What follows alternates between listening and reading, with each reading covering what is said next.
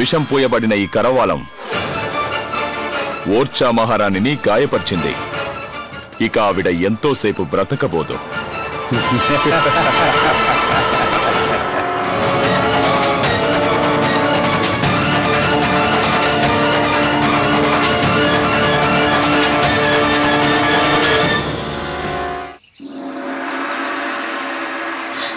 మహారాణి చండీరాణి గారు,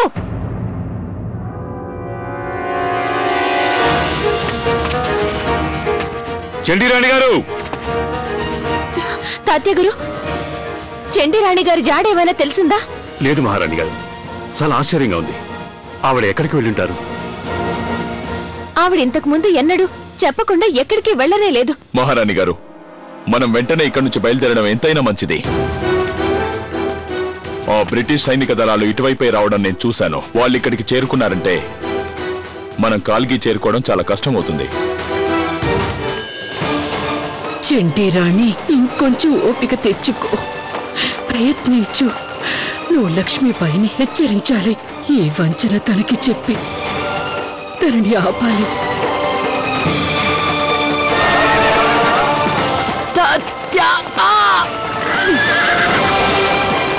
చండీరాణి, ఇంకొంచెం ఓర్పు, ప్రయత్నించు. లక్ష్మీబాయిని హెచ్చరించాలి. తనని ఎలాగైనా ఆపాలి. తాత్యా!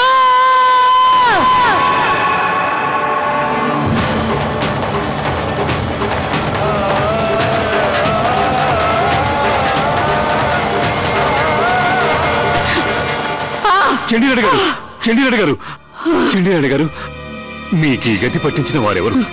లక్ష్మీబాయి పెద్ద ఆపదలో ఉంది. తనని కాల్గికి వెళ్ళనివ్వద్దు. జవహర్ ఆంగ్లేయుల మనిషి. ఆ జవహర్ని నమ్మకండి. ఇంత పెద్ద మోసమా? చండీ మహారాణి గారు, దాడి మొదలు పెట్టండి.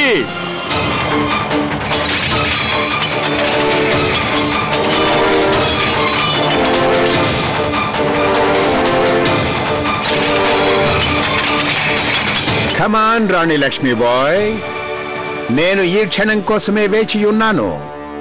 పద, వెళదాం పద.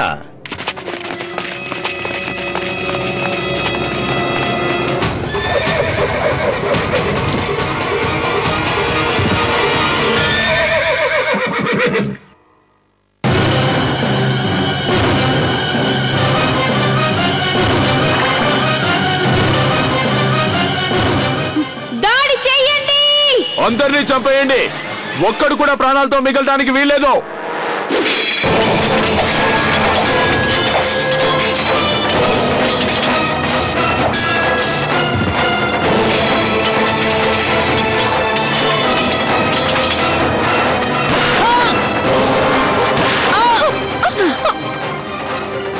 పదండి, పదండి ఇక్కడి నుంచి.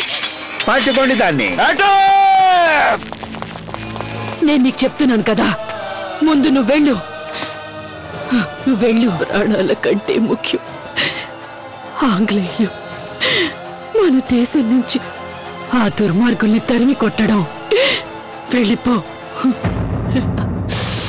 వెళ్ళిపోయి ఇక్కడి నుంచి, లేకపోతే నా మీదొట్టు.